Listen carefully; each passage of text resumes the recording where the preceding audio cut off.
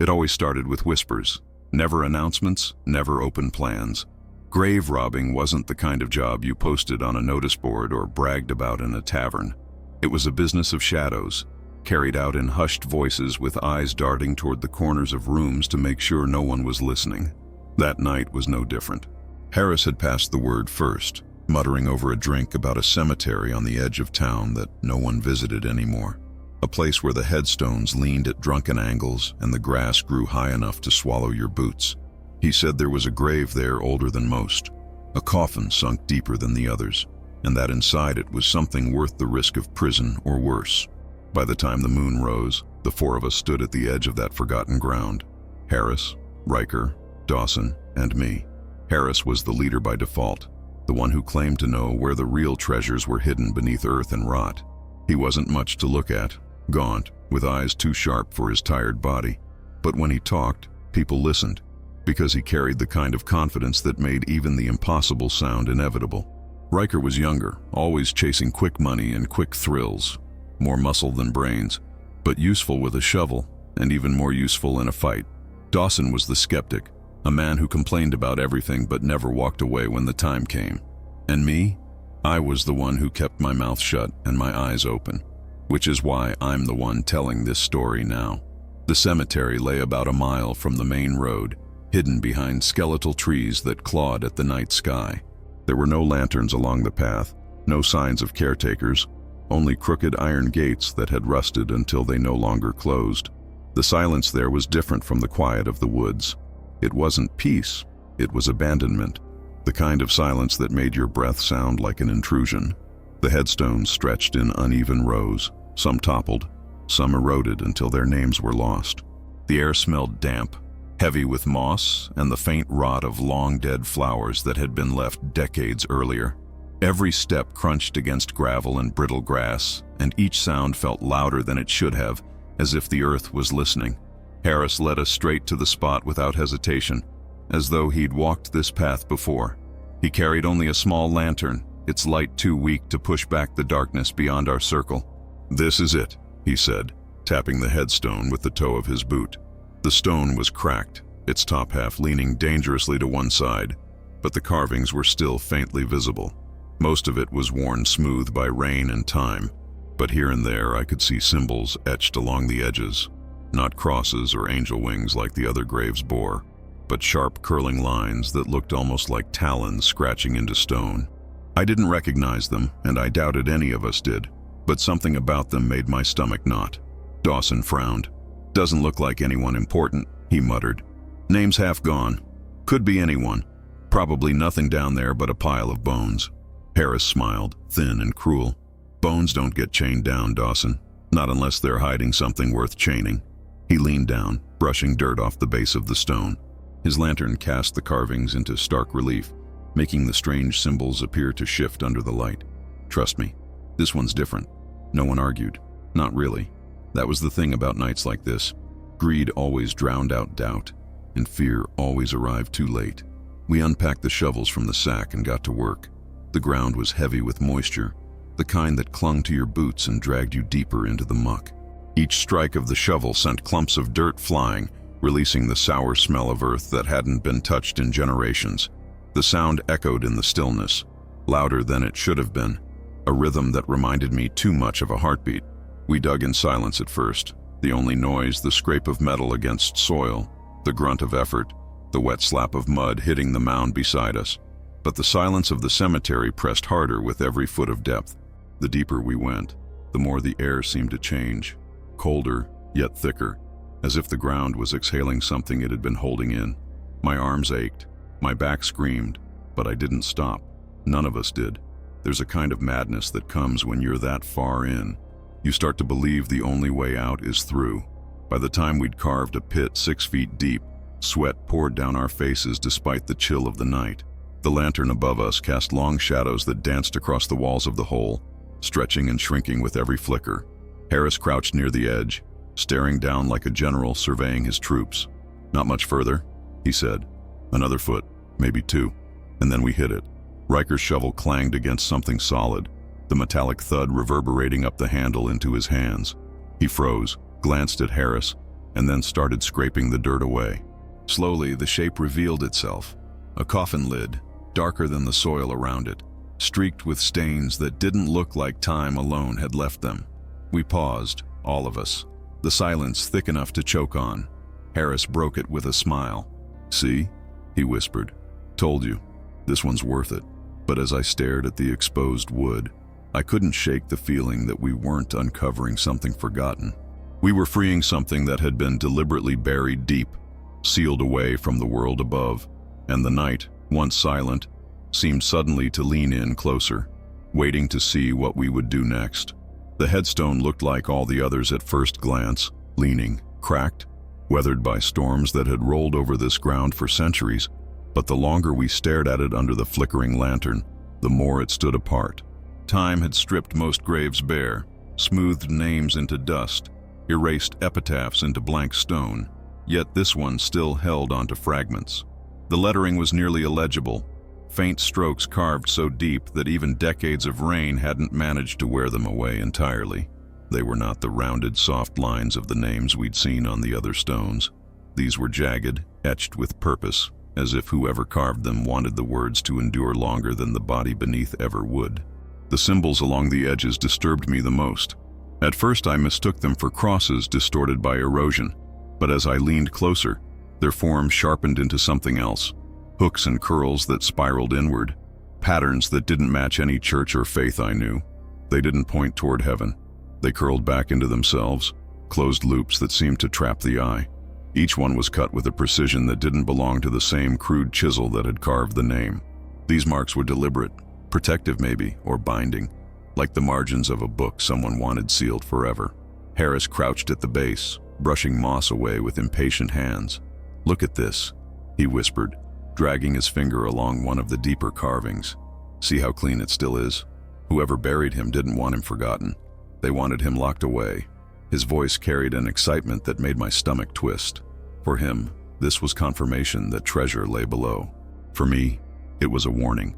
Dawson, ever the cautious one, squinted at the stone. "That doesn't look like any blessing I've ever seen. Looks more like a curse." His words hung heavy in the air, swallowed quickly by the silence of the cemetery. He crossed himself and muttered a prayer under his breath, but the ground beneath our boots felt no different, no lighter. If anything, the prayer seemed to make the stillness denser, as though the night itself resented the intrusion. Riker laughed, though not convincingly. "Curse or not, dead men don't spend gold. If someone went to this much trouble, it means there's something worth hiding, and hiding means value." He gripped his shovel tighter, his knuckles white under the strain. I noticed he didn't look too long at the symbols. He joked, but he avoided their pull. The lantern's flame shifted suddenly, bending toward the stone as though drawn to it. Shadows deepened around the edges of the graveyard, swallowing the crooked rows of stones until only ours stood illuminated. The four of us huddled closer without meaning to, like animals edging nearer to a fire. The air grew colder, though no wind stirred. My breath clouded faintly in the night, and when I exhaled, I thought I saw it linger longer than it should, as if the air refused to let go. I bent to read what remained of the inscription. Most of the name was lost, letters eroded into scratches, but I caught fragments, an H, an R, an S. Between them, something like a V. It was not enough to tell me who lay beneath, but enough to feel the weight of identity pressing up from the earth. Whoever it was had not been laid to rest in peace. The words below the name were worse. They weren't words I knew, not Latin, not English, but jagged phrases carved in angles that hurt to look at. The grooves were deeper, darker, as though the stone had bled when carved. I recoiled instinctively, shivering as the lantern flickered again. Harris didn't hesitate. He traced one of the deeper grooves with his fingertip, ignoring the way Dawson swore and Riker cursed under their breath. "Chains on the coffin," Harris said, half to himself, half to us. "That's what it means. Bound tight, sealed forever. You know what that means? There's something down there. Something someone didn't want touched. And things people don't want touched. Those are the ones worth the most." His eyes glowed with greed, the lantern fire reflected in their hollows. But my gaze drifted past him to the ground itself.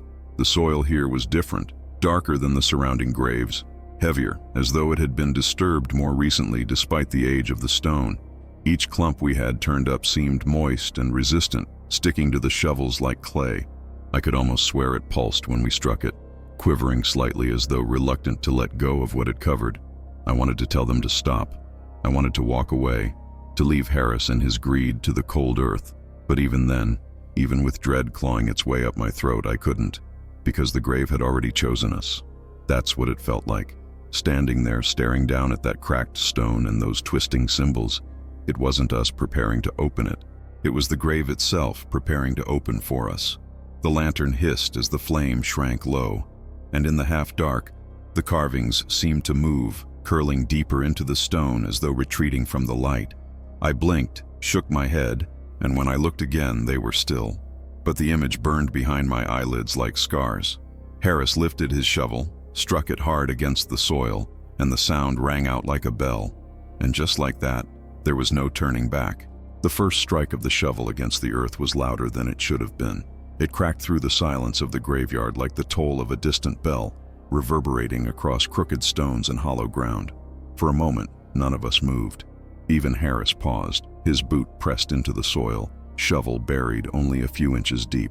The sound didn't fade quickly. It lingered, rolling outward, as though the soil itself had carried the blow deeper than physics allowed.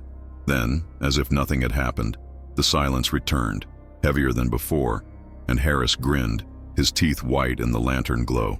He bent low, scooped the first clump of damp earth, and tossed it aside. "Come on," he hissed. "It's waiting." We fell into rhythm, 4 shovels biting into the ground, lifting wet soil and heaving it into growing mounds. The earth was dense and reluctant, each strike met with a resistance that jarred the arms and rattled the teeth. The soil clung to the blades, thick with moisture, darker than the patches we had walked across to get here. It smelled of rot, not the simple sweetness of fallen leaves, but something deeper, older, a decay that had no business rising to the surface. Each time I lifted a shovel, the stench rose with it, clinging to my clothes, my hands, sinking into my skin as if the earth wanted to mark us for daring to disturb it. The lantern swayed above the pit, casting restless shadows against the crooked walls we carved with every motion. Sweat slicked our foreheads, dripping into the soil at our feet, mixing with the damp loam. The grave grew deeper, and with it came a sensation none of us spoke aloud. The air changed. It thickened, as though each foot we descended drew us further from the world above, and closer to something else entirely. My lungs strained against it, pulling in breaths that felt damp and reluctant. Even the sound of our digging shifted. The crisp scrape of metal against soil dulled, echoing strangely, as if muffled by invisible hands. Every so often, one of us would pause, leaning on a shovel to catch breath, but no one dared speak of stopping. Greed was heavier than fear in those first hours, and Harris's voice cut through fatigue whenever it threatened to settle in. "Keep going," he urged. "We're close." "Another few feet. Don't think about the ground. Think about what's beneath it." His words were fuel, and yet they scraped against my nerves. Because every time he said beneath, I felt it, like something truly was waiting, listening, patient. The deeper we dug, the more oppressive the night grew. The cemetery beyond the lantern's circle might as well have been gone. No stars cut the sky. The tree branches overhead no longer rustled, though the breeze had not died completely. It was as if the pit itself had become the world, swallowing us into its narrow throat.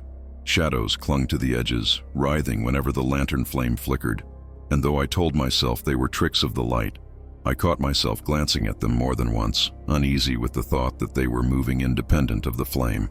The soil fought back. Around 3 feet down, it grew heavier, as though packed deliberately tighter, and every thrust of the shovel rang with a muffled thud that vibrated up my arms. Riker cursed as his shovel bent slightly against a root so thick it seemed to coil like a serpent across the grave's depth. He hacked at it, the sound sharp and violent in the suffocating quiet, until it snapped with a crack that echoed far too loudly. When it gave way, the lantern flickered as if in recoil. We all froze, shovels poised, hearts hammering. Then silence again, absolute, suffocating. Harris smirked. "Old trees," he said, though his voice was thinner now, less certain. "Roots find their way anywhere." But I noticed he didn't look directly at the broken root, and neither did I.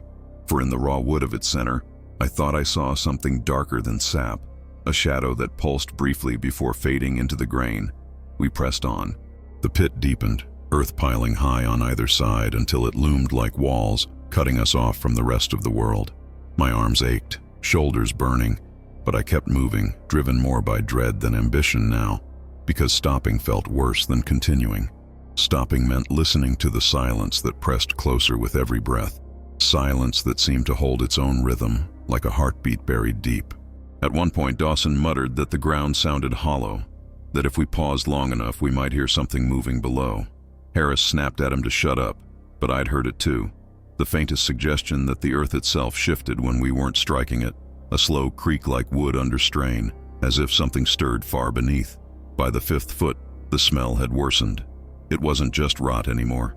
It was sharp, metallic, the sting of rust or blood, impossible to tell which. My throat ached with it, dry and raw as though the air itself was cutting into me. The lantern's glow had grown weaker, its flame thin and blue-edged, though the oil was still fresh. I wondered briefly if it was the flame or if it was us, if something down here was drawing the light out, feeding on it. Harris ignored it, too fixated on the shape beginning to emerge from beneath the soil.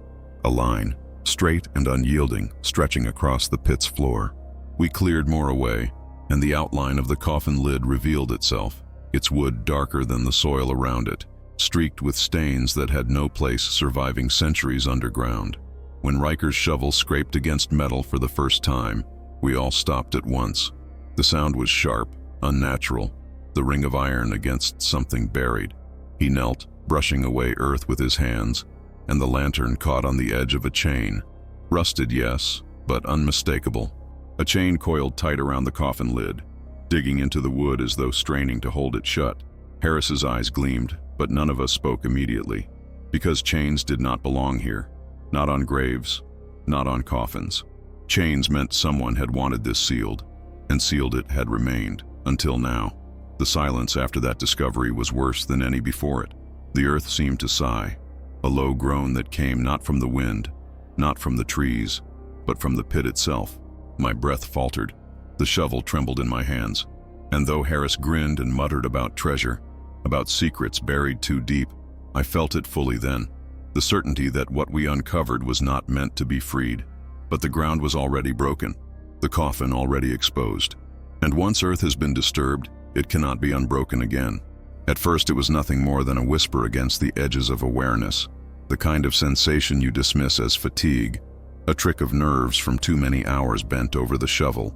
But then it came again, subtle yet undeniable, a faint vibration that rose through the soles of my boots, as though the ground itself stirred beneath us. I straightened slowly, letting the shovel rest against the dirt, and looked at the others. Harris didn't notice, too intent on prying more soil from around the coffin's chains, his face set in the grim smile of a man who believes himself close to fortune. Riker and Dawson, though, had both frozen mid-motion, shovels halted, their eyes flicking toward me in a silent exchange that confirmed I wasn't the only one who felt it. None of us spoke, as if words might solidify the unease into something tangible, but the air between us thickened all the same. The night pressed heavier against the lip of the grave. Up above, the cemetery stretched in its crooked silence, headstones leaning like drunks frozen mid-fall, trees twisting their limbs into skeletal silhouettes against the pale lantern glow. Yet the deeper we stood in the pit, the less the outside world seemed to exist. Sounds from beyond, the rustle of branches, the distant sigh of wind, had dulled into nothing, leaving us with only the scrape of shovels and the thunder of our own hearts. And beneath that, something else, a faint creak, irregular and brittle, like wood straining against weight. At first I thought it was the coffin itself, but the noise didn't come from below. It seemed to circle us, riding on the edges of the shadows, always just beyond the lantern's reach. Then came the wind.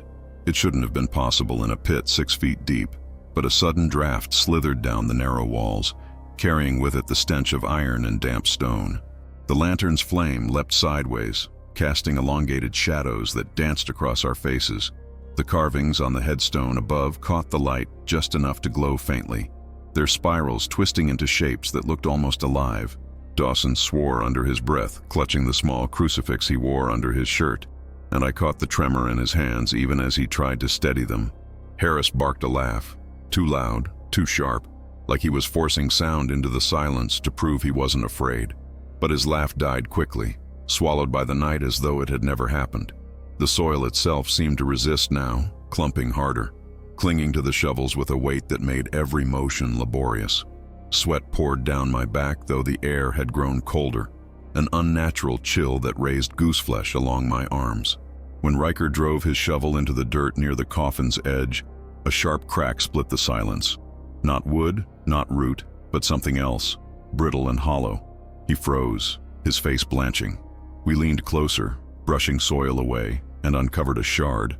It looked like bone at first, pale and jagged, but too large, too strange, curving in angles that didn't belong to any human remains. Riker muttered a curse, tossing it aside quickly, but I noticed how the shard landed on the mound of dirt and sank slightly, as though the earth had swallowed it whole. That was when the first real sound came, distinct and undeniable. A sharp snap, like a branch breaking, echoed through the pit. We all turned upward, expecting to see the trees shifting, but the branches above were still, frozen in a silence so absolute it hurt my ears. Then another snap followed, closer this time, from within the soil wall behind Harris. He spun, shovel raised defensively, eyes darting across the dirt. Nothing moved, yet I saw it, just for a moment, the faintest ripple running through the soil, like breath exhaled against the surface. Then it was gone. The lantern flickered again, its flame shrinking to a thin blue thread before swelling tall and orange. The shadows warped with it, stretching long arms that seemed to curl toward the pit. And in that warped glow, I thought I saw movement across the coffin itself. Not from us, not from the lantern, but a subtle shift as though the chains had tightened slightly, pulling deeper into the wood. Harris shook his head, muttering that it was settling, that coffins creak and groan under weight, that it was nothing unusual. But his words rang hollow. Even he couldn't tear his eyes from the chains as they glistened in the unsteady light. Dawson whispered, "It doesn't want to be opened." And though his voice barely rose above breath, it carried, heavy and undeniable. No one mocked him this time. No one answered at all. We just stood in the grave we had dug, surrounded by walls of damp earth and shadows that felt too alive, listening to the silence break and bend in ways that no silence ever should. And then, just as suddenly as it had begun, everything stilled again. The air settled, the creaks ceased, the lantern steadied, but the stillness that followed wasn't relief, it was expectation, the kind of pause that comes before something else, something worse. My skin prickled, my pulse hammered, and though none of us admitted it aloud, we all knew the truth. We had disturbed something that had been waiting for us all along.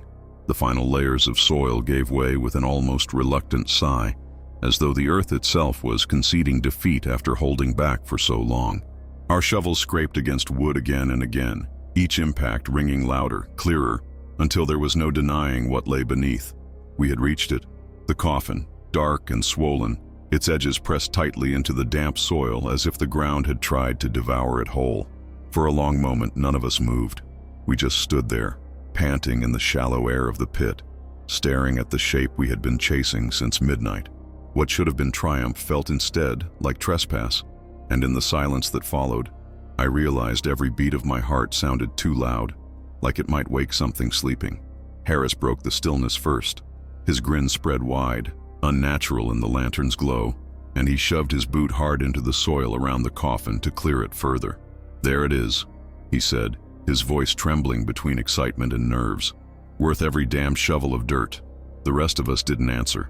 We crouched low, scraping away soil with bare hands now, uncovering more of the surface. The wood should have been rotted, fragile enough to crumble at a touch after so many decades, maybe centuries, but it wasn't. The grain was dark and slick, not soft at all, almost as if it had been sealed in tar. When I pressed my fingers against it, a chill seeped into my skin, cold enough to make me recoil as though I'd touched ice. Then Riker uncovered the first chain. At first he thought it was a root, curved and rusted, but when his fingers scraped the soil away, the metal glinted faintly in the lantern light. It looped across the coffin lid, biting into the wood where it had been fastened with old iron spikes. We all froze, glancing at one another in disbelief.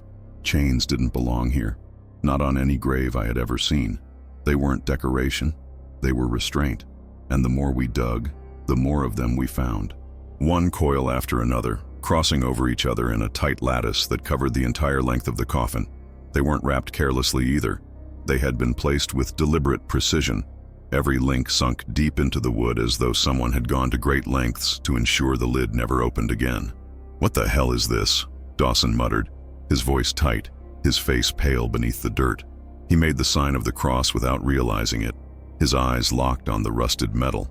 "Who the hell buries a man like this?" Harris was already running his hand along the chain, testing its strength. "Someone with something worth protecting," he said. "Or hiding. Either way, it means value." His grin widened, but I couldn't shake the feeling that his words rang too loud, as if the coffin itself was listening. The lantern flickered, throwing light across the headstone above us. Its carvings, once blurred by moss and decay, seemed to shift, their shapes twisting into symbols I didn't recognize, sharp lines and interlocking curves that glowed faintly in the half-light. The air around us thickened, sour with the smell of metal and old smoke, a smell that seemed to rise not from the soil, but from the coffin itself. My throat tightened. It was not the smell of decay, not the sweetness of rot, but something sharper, acrid, like iron soaked in fire. We uncovered the last of the chains, and with it came the discovery of the seals. Small discs of hammered metal, pressed flat against the lid, etched with markings too faded to decipher. They clung to the coffin like coins soldered into the wood, placed at precise intervals where the chains crossed. When Harris pried at one with his knife, the air shifted. So subtle at first I thought it was imagination, until the lantern guttered nearly out, plunging us into near darkness before flaring back to life. We exchanged glances, the silence between us full of a shared realization. These weren't ornaments. They were wards. Someone had wanted whatever lay in that coffin to stay inside. Riker swore under his breath, backing away. "This isn't right. I don't care what's in there. Look at those seals. This ain't treasure, it's warning." His hands shook as he pointed to the discs. "People don't lock the dead down like this unless they're afraid of them." But Harris only laughed, the sound grating, too sharp in the suffocating pit. "Afraid? That means it's worth even more." He jammed his crowbar under the first chain, straining until the rusted metal groaned. Each pull reverberated through the coffin, a vibration that buzzed against the soil, against my bones. With a final snap, the chain gave way, clattering against the lid like a serpent writhing in its last breath. The noise echoed, far too loud for such a confined space, bouncing against the pit walls like 100 chains breaking at once. The lantern flame bent sideways, stretching unnaturally, and then steadied again, though its light seemed weaker than before. We stood in silence, staring at the coffin, at the chains that still coiled across it, and though none of us said it, I knew we all felt the same thing. The grave had grown restless. Every sound seemed amplified. The thump of my heart, the shallow rasp of Dawson's breath, the faint scrape of soil shifting under our boots. And beneath it all, so faint I almost convinced myself it wasn't real, came another sound. A low creak from inside the coffin. Not wood this time. Something deeper. Something that made my stomach twist into knots. Still, Harris wasn't deterred. He raised the crowbar again, slamming it under another chain. Each strike sent vibrations rolling through the coffin, and each snap of metal echoed like the toll of a bell no one had rung. The seals cracked one by one, their symbols crumbling into dust, their fragments carried into the air where they vanished as if swallowed. I couldn't look away. My hands trembled at my sides, yet I couldn't move them to stop him. Riker muttered prayers under his breath. Dawson clutched the crucifix so hard his knuckles bled, and still Harris pried and pulled, until the coffin lay before us bare, its chains scattered, its seals shattered. When the last of the metal fell, silence reclaimed the pit, thicker than ever. No one moved. No one breathed. It was the kind of silence that didn't feel empty but full, brimming with something waiting, something patient, something aware. And though Harris bent over, wiping sweat from his brow with the back of his hand, readying to pry open the lid, I felt the truth deep in my bones. We had broken something we were never meant to touch. The air in the pit was already heavy, dense with the stink of rusted metal and earth that had been buried too long. But when Harris set his crowbar against the coffin lid and began to work at the first of the seals, it grew thicker still, as if each breath was being dragged through water. The metal disc, once pressed flush into the wood, gave a shrill screech as the leverage pried it loose. Sparks of rust and dirt scattered across the boards, and when the seal finally snapped free, I swear the sound it made was not simply the crack of metal against wood. It was a sigh, long and low, like breath escaping after centuries. The others shifted uneasily. Riker cursed under his breath, spitting into the soil as though to banish whatever omen the sound carried.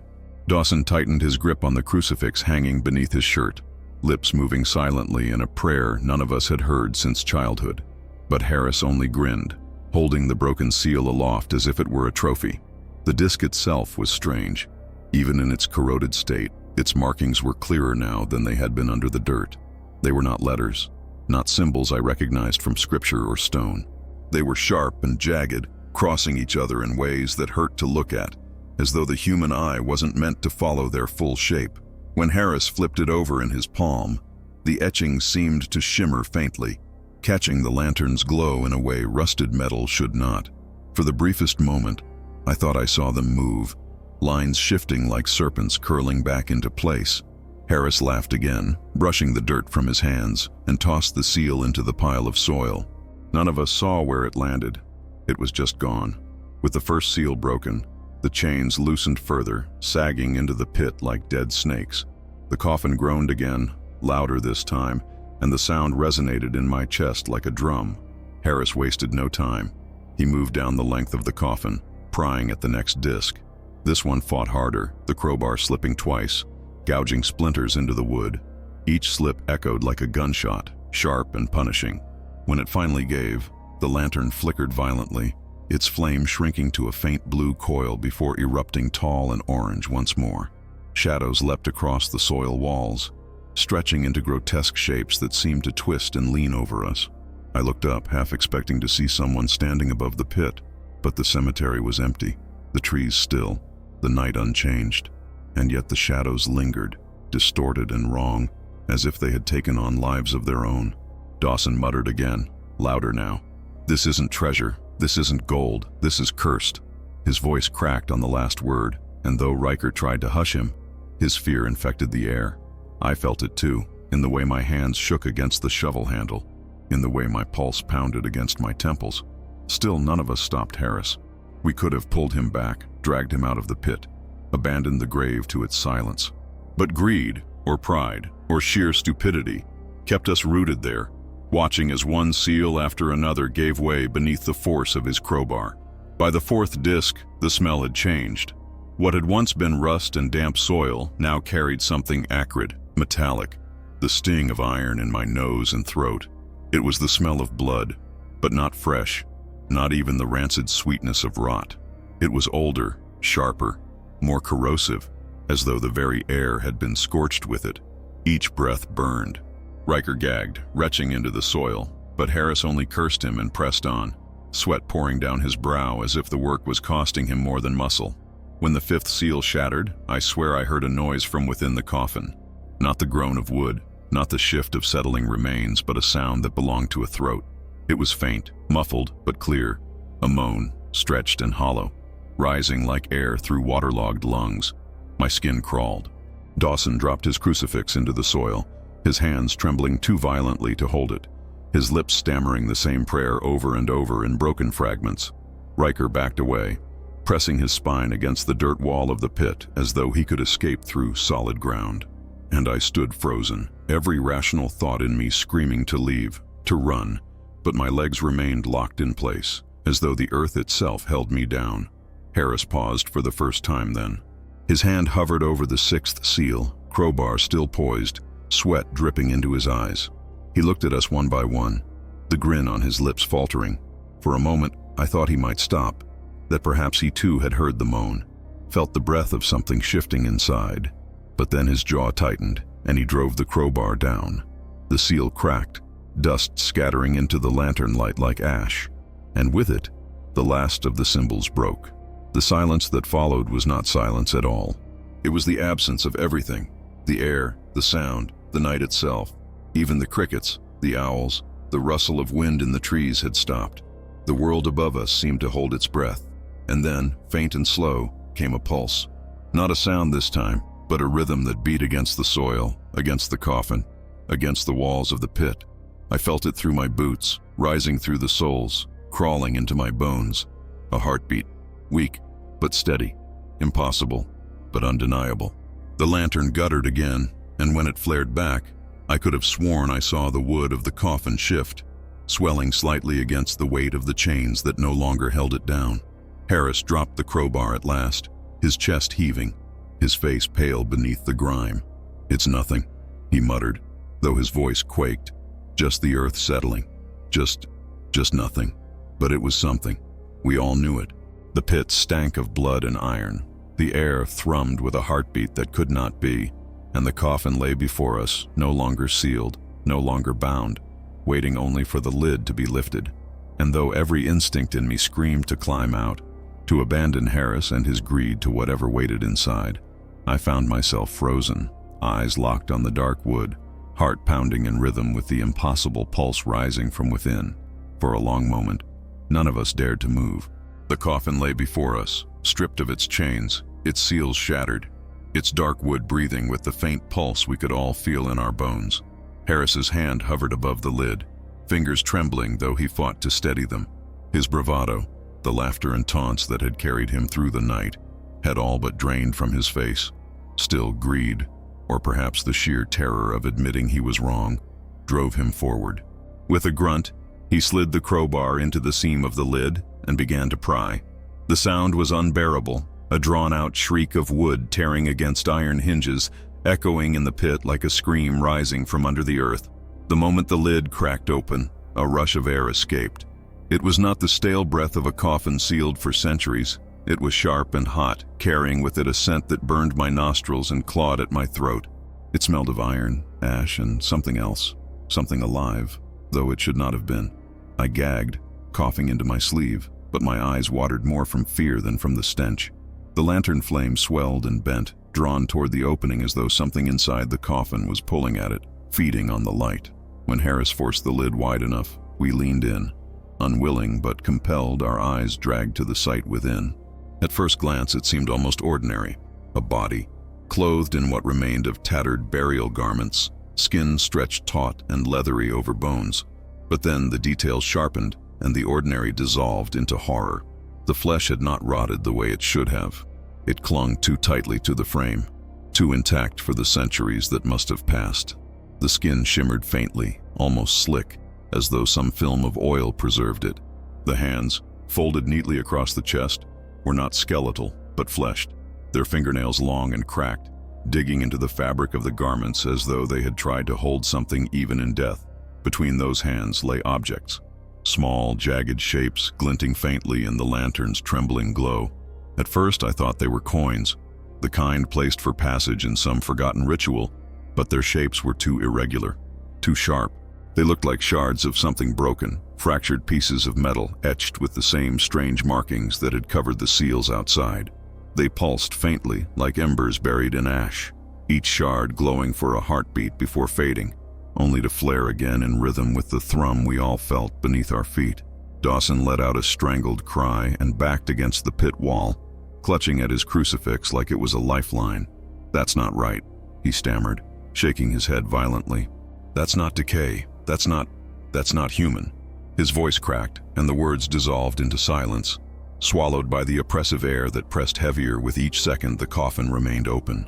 Riker leaned closer despite his trembling hands, his eyes fixed on the preserved face. The features were too sharp, too vivid, as though the body had been frozen mid-breath. The lips were drawn tight, but not collapsed. They pressed together as if sealing a word, holding it back even now. The eyelids, though shut, twitched faintly, the skin quivering as though something stirred beneath. For a moment, I was certain they would snap open, and I had to tear my gaze away before the terror of that image consumed me. Inside the coffin, among the broken shards and the two intact remains, lay something else, something worse. Resting at the base of the body's sternum, nestled deep into the chest cavity where bone had split unnaturally, was a metallic shape unlike anything I had ever seen. It wasn't an implant, not any medical hardware. It was jagged, blackened as though forged in fire, with veins of glowing red running through it like molten rock. It pulsed with the same rhythm as the shards in the corpse's hands, the same rhythm as the heartbeat that shook the soil. And when I leaned closer, despite myself, I swore it gave off a sound, a faint whisper, a wordless murmur that clawed its way into my ears, bypassing sense and lodging itself directly into thought. "Shut it," Riker hissed suddenly, his face pale, sweat glistening down his brow. His voice cracked with urgency. "Close the lid. Now. Before it knows." His words trembled, but Harris ignored him. Harris reached forward, his hand shaking as he brushed aside the fragments in the corpse's grip, trying to pry one loose. The moment his skin touched the shard, the body's fingers tightened. Not a twitch, not the spasm of dried sinew, a deliberate clutch. The corpse gripped Harris's hand with force, pinning him in place. Harris screamed, a sound torn from deep in his lungs, raw and frantic as he struggled against fingers that should have been brittle but instead felt strong, too strong. The corpse's eyelids fluttered, and then, God help me, they opened. Not wide, not fully, but enough. The eyes were not clouded or decayed, not sunken into blackened hollows. They were glassy, bright, alive, pupils dilated and fixed, glowing faintly with the same ember light as the shards. They locked onto Harris, and though his screams filled the pit, I knew in that moment he wasn't just being looked at, he was being claimed. The lantern rattled violently on its hook, light flaring and shrinking, throwing the pit into chaos of shadow and fire. The heartbeat beneath the soil quickened, growing louder, faster, as though the earth itself was racing toward some climax. The shards in the corpse's hands pulsed in unison, their glow now steady, no longer fading but burning bright, and the metallic thing in its chest throbbed like a second heart, radiating heat that blistered the air. Harris tore free finally, stumbling backward, his palm sliced open by the jagged edge of the shard he had tried to take. Blood spilled across the corpse's chest, soaking into the burial cloth like it had been waiting for it. The body's lips curled, not into a smile, but into a grimace that revealed teeth too sharp, too whole, too real. And in that moment, I understood. This coffin had not been sealed to protect wealth, but to contain hunger. We all staggered back, some scrambling against the dirt walls of the pit, others clawing for the ladders we had left behind. Harris clutched his bleeding hand, gasping in pain, his eyes wide with the reflection of the thing that lay inside the coffin. But I could not look away. Not yet, because the body, the shards, the pulsing chest, they were not still. They were awakening, and as the corpse's eyes flickered with the glow of fire long extinguished, I realized with a horror that stole the breath from my lungs. The grave had never been resting. It had been waiting. The moment Harris's blood touched the fragments and seeped into the burial shroud, something shifted in the pit that none of us could explain, though we all felt it. It was as if the earth itself inhaled. The air thickened, pressing heavy against our lungs, and the faint heartbeat we had heard beneath the soil surged louder, quickening, echoing in time with the frantic pounding in my chest. The corpse did not move again, not with the sudden jerking twitch of some half-rotted tendon, but with a dreadful deliberation, a measured stillness that suggested patience, not decay. Its fingers relaxed from Harris's wrist, slick with his blood, before curling back into their folded position across its chest, as though resuming a posture it had never truly abandoned. The silence that followed was worse than any scream. Even Harris, clutching his torn palm, stopped crying out, his voice strangled by the weight of the air. We stared at the coffin, at the shards glowing brighter now, their light pulsing steady, no longer faint embers but molten veins running through metal that should have been long cold. The object embedded in its sternum beat visibly, rising and falling with the steady cadence of a second heart. And then came the sound. It began softly, so faint I thought at first it was only the ringing in my ears.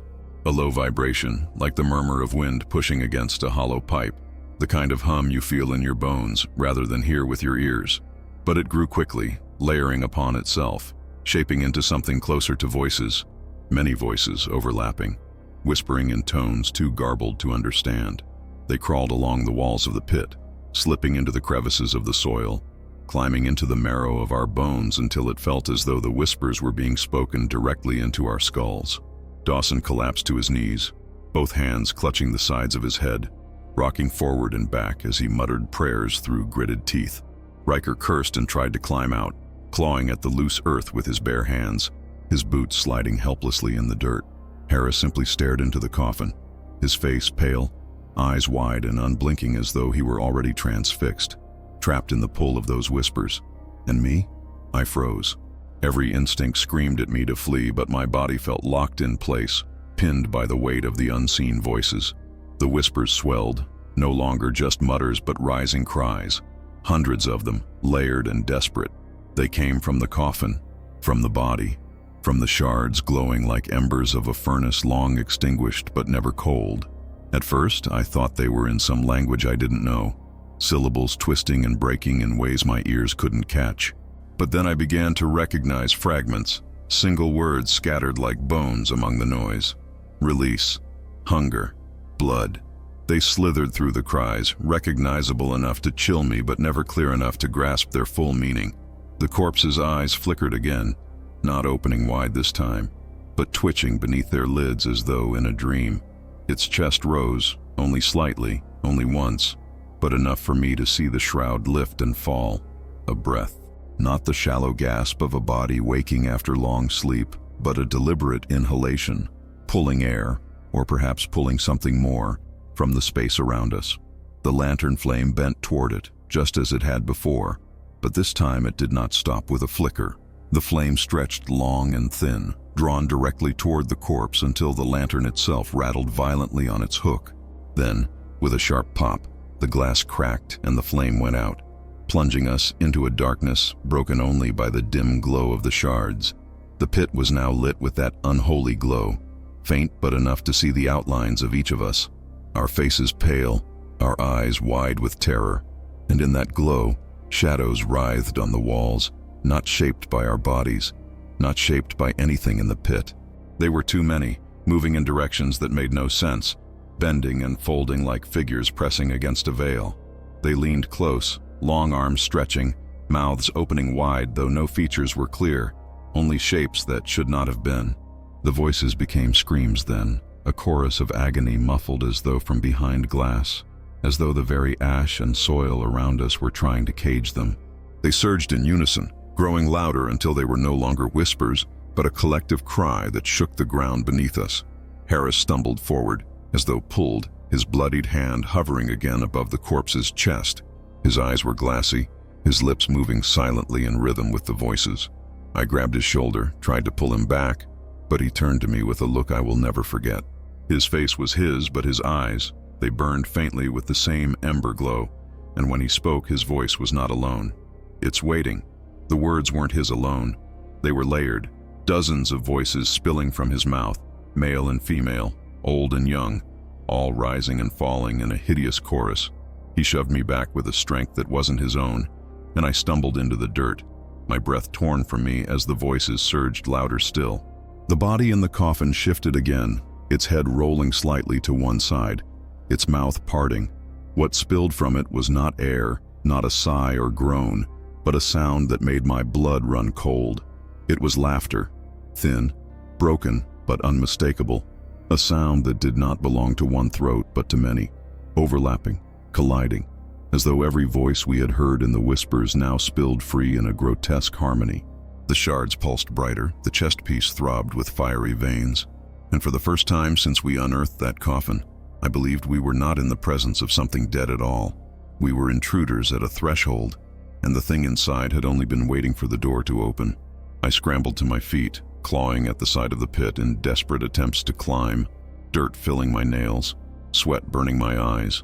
Dawson screamed from behind me, his prayers breaking into cries as he pointed toward the coffin, his voice lost beneath the chorus of laughter and screams. Harris had fallen to his knees now, hands pressed against the corpse's chest, his blood seeping deeper into the fabric as though being absorbed. His body shuddered violently, back arching, mouth open in a silent scream while the voices poured louder from him than ever before.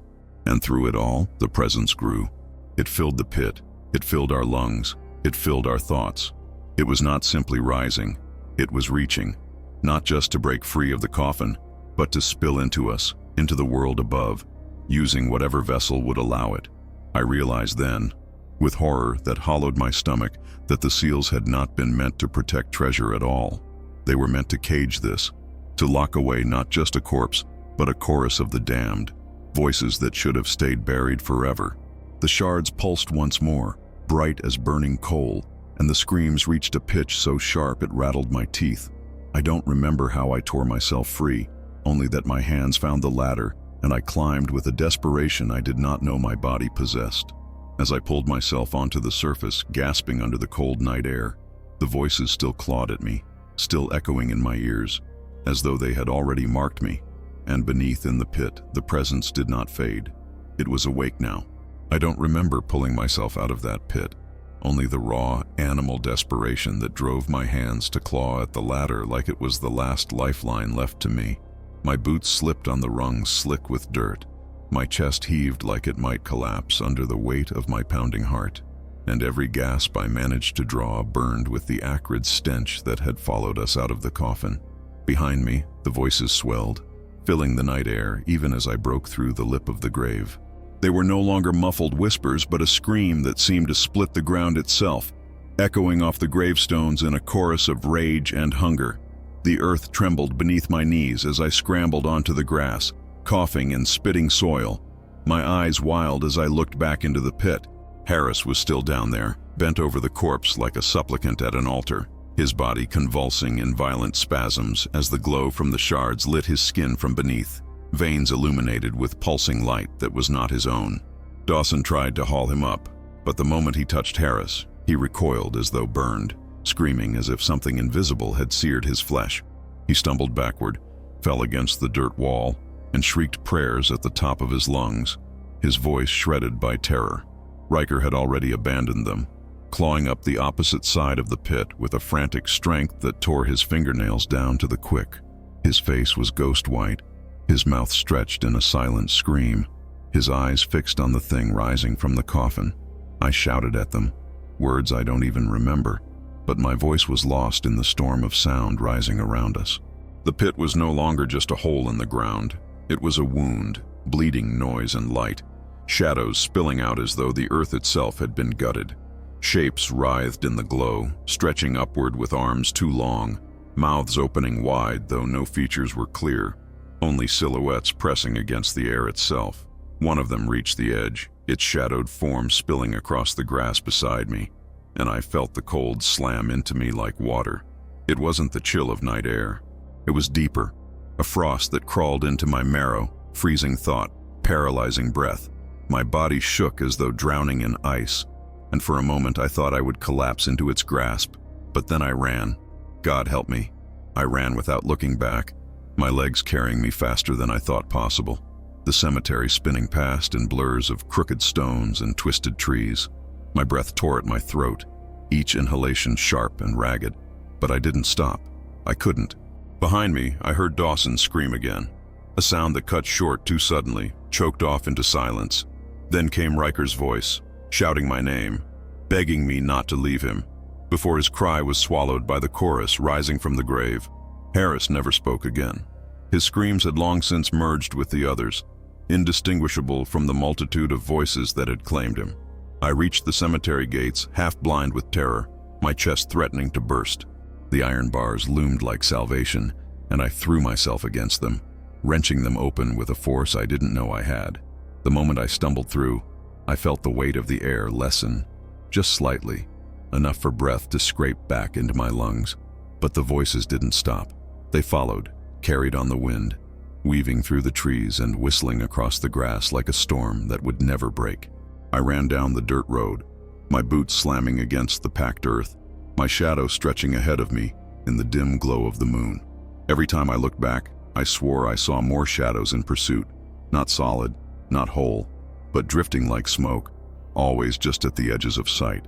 Riker caught up to me somehow, his face streaked with blood, his eyes wide with the same terror that consumed me. He didn't speak, only ran beside me, both of us too afraid to slow, too afraid to admit what had happened. We fled through the fields, past the fences that bordered the cemetery, past the hollow trees that creaked as though mocking us. My lungs screamed for air, my muscles burned, but still we ran, chased not by footsteps, but by the certainty of something unseen breathing against our necks. The night itself seemed alive, the wind carrying with it fragments of voices, half-formed cries that rose and fell with the rhythm of our panicked strides. At one point I stumbled, my boot catching on a rock, and I nearly fell. Riker grabbed my arm, yanking me upright, his grip fierce, almost desperate. For a moment our eyes met, and I saw in his face not just fear, but the reflection of something darker, an understanding that we had not escaped, not truly. The presence had marked us. It wasn't just the pit, the coffin, the corpse. It was in the air we had breathed, the ash that clung to our clothes, the voices that had crawled into our ears and refused to leave. We didn't stop until the cemetery was long behind us, until the trees gave way to the faint glow of distant lanterns in the village. Only then did we collapse, bent double, gasping for air like drowning men pulled from the water. My ears still rang with the echoes. My vision swam with the afterimage of glowing shards and eyes that had no right to be open. Riker clutched at his chest, sobbing quietly, his hands shaking as he tried to wipe the dirt and blood from his face. Neither of us spoke for a long time, too terrified that if we opened our mouths, the voices would speak through us. When I finally found the courage to glance back toward the cemetery, it lay in darkness, silent under the moonlight, as though nothing had ever happened. The gates stood closed, the gravestones still, the trees whispering only with the night breeze. But I knew, we both knew, that silence was a lie. Whatever had awakened in that coffin had not been buried again. It had been stirred, disturbed, fed, and though we had fled, the feeling of pursuit lingered, a weight on our shoulders, a shadow that stretched farther than the cemetery gates. I remember clutching my coat tighter, trying to still the shaking in my bones, as Riker finally muttered through broken breaths, "We should never have opened it. God forgive us, we should never have touched it." His voice cracked, and though I wanted to comfort him, to deny it, the words stuck in my throat, because deep down, I knew he was right. Some graves were never meant to be disturbed, and the night we dug was not an act of theft but an invitation, and something had accepted. The nights that followed were not restful ones. Sleep had once come to me without struggle, as easily as lowering a lamp's wick. But after that night in the cemetery, every time I closed my eyes, I found myself back in the pit, the glow of the shards searing through the darkness, the voices clawing at the edges of my skull like nails on wood. I tried to drown them with whiskey, with noise, with the chatter of taverns where the living still laughed and shouted over mugs of ale, but no sound was loud enough to eclipse the memory of that chorus. It was not merely a sound. It had embedded itself into me, a vibration that lived beneath the surface of silence. Even when the world around me was still, I could feel it faintly in my bones, like a drumbeat waiting for the next strike. Riker lasted only a few days before he vanished. He never said where he was going, only muttered that he couldn't stay here, couldn't live in a town that lay within sight of the cemetery. He left in the middle of the night, and I didn't try to stop him. Perhaps he thought distance could silence what followed us. Perhaps he believed there was somewhere he could run where the voices wouldn't reach. I almost envied his hope, yet deep down, I knew better. Distance doesn't undo what has been awakened. The grave we tore open was not bound to soil or stone. It had seeped into us, and fleeing would not sever that thread.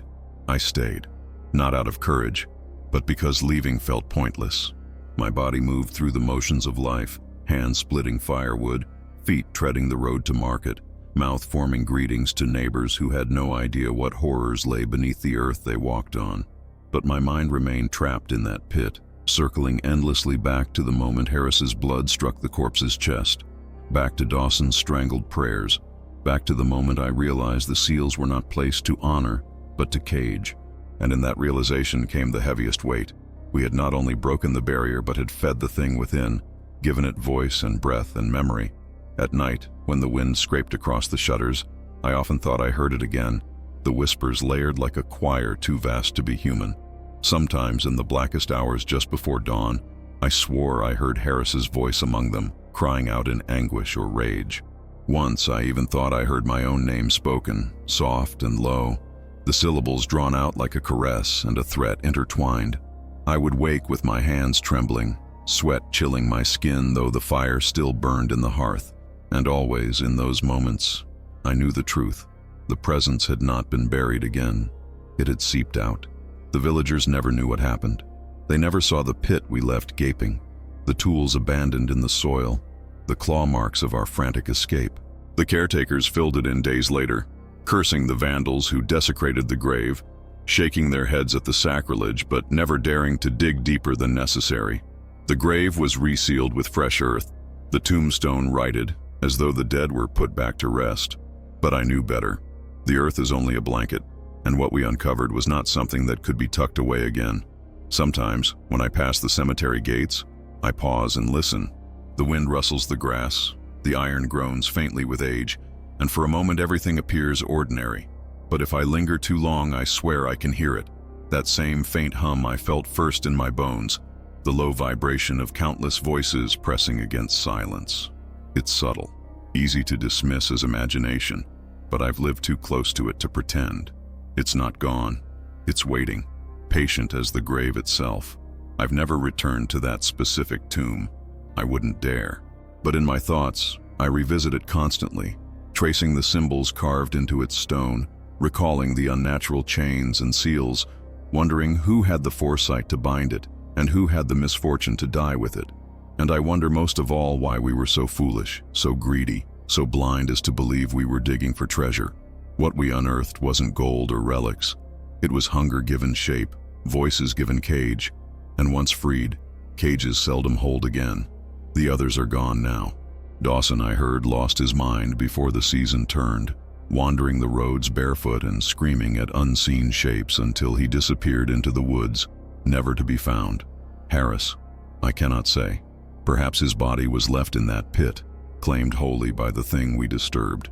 Perhaps some part of him still lingers, speaking with that dreadful chorus, another thread woven into its voice. Riker may still walk somewhere, far from here, but if he does, he carries the same brand I do. None of us escaped. Not truly. And me? I endure. I record none of this in the town logs.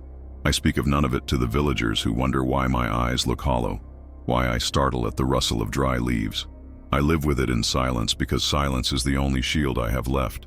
But even silence cracks sometimes, and when it does, the voices pour through, laughing, crying, calling. They know me now. They will not forget. When I think back to that night, I realize the most terrifying truth is not what we saw, not even what we heard. It is what we felt. The undeniable certainty that the grave had never been a resting place at all. It was a prison, and we were the ones who broke the lock.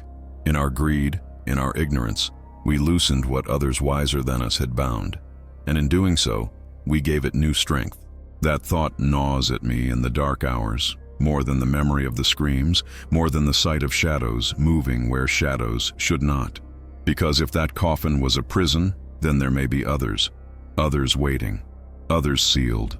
And if one can be broken, so can the rest. So I keep to myself, haunted, waiting for the day when the voices rise loud enough that no one can deny them anymore. I know it will come. Perhaps not in my lifetime, perhaps not in this place, but hunger like that does not stay buried forever.